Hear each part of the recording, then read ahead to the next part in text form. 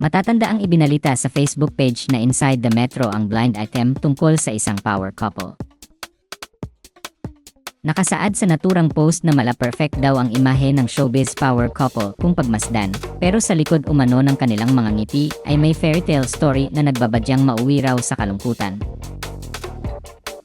Ayon pa sa naturang post, ilang beses na umanong nasalisihan ng Mr. ang Mrs. at nauwi pa raw iyon sa pag-iyak ng babae sa lobby ng isang hotel kaharap ng mga malalapit na kaibigan. Maraming netizens tuloy ang humulang baka ang mag-asawang sina Marian Rivera at Dingdong Dantes daw ang laman ng naturang blind item. Kaya naman mariing itinanggi ni Marian na siya at ang kanyang asawa ang tinutukoy na power couple sa isang blind item na lumabas sa social media kamakailan.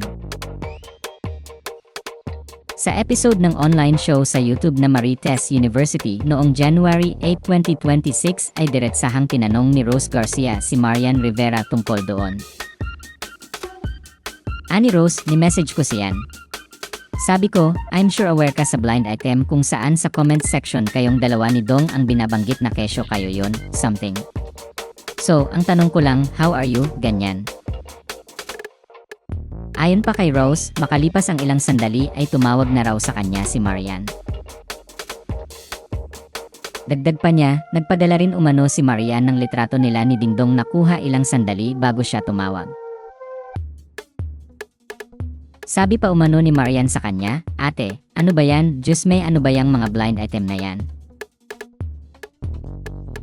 Sabi naman ni Rose, parang sanay na sila kasi parang every year, lalo na raw pag January, palaging may ganyan chika, na hiwalay na.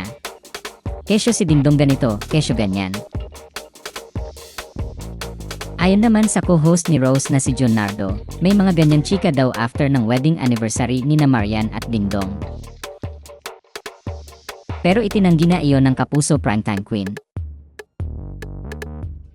Matatanda ang ipinagdiwang ng mag-asawa ang kanilang 11th wedding anniversary noong December 30, 2025. Makikita naman sa social media accounts ng dalawa na masaya nilang ipinagdiwang ang Pasko at bagong taon kasama ang kanilang mga anak na sina Zia at Sixto. At batay sa Instagram post ni Dingdong ay makikitang nagbakasyon sila sa El Nido, Palawan. Naging topic na rin sa isang episode ng online show na Ogie Diaz Showbiz Update ang tungkol sa naturang blind item.